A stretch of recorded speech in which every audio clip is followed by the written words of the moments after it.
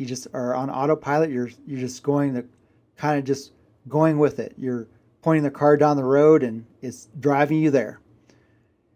You've done it 1,000 times. Your body thinks where it's going.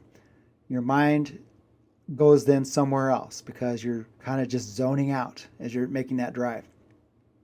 And you get home from that drive and you couldn't probably recall anything from it because you've done it a million times. There's nothing unique, nothing new that you've seen. Nothing you passed stands out to you. Think about that. Now that's okay if it's a commute, right?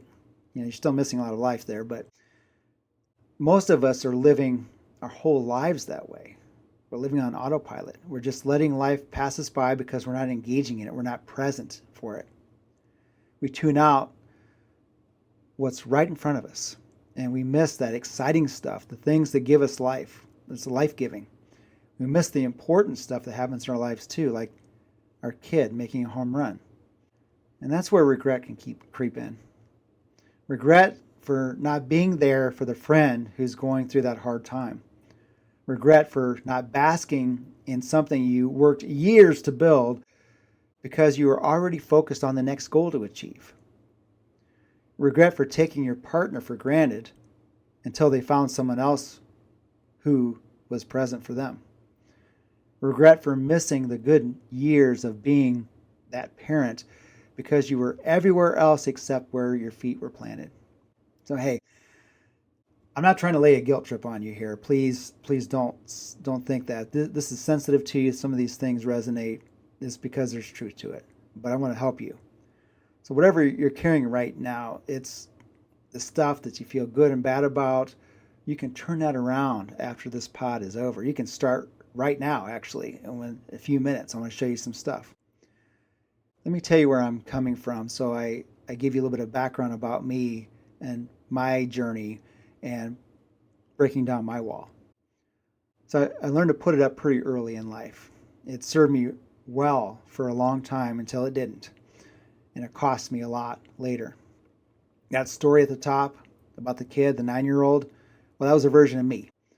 And my father never made any of my games, my Little League games. He not only was not mentally there, he physically wasn't there either. I remember thinking back then, okay, well, that's it. I can't count on my dad to be there. That's just how being a man is. So he wasn't a bad man. I don't want to say that, give you that impression. He wasn't a bad man. There were reasons he wasn't there. I won't get into here, but I will say that I've long since forgiven him.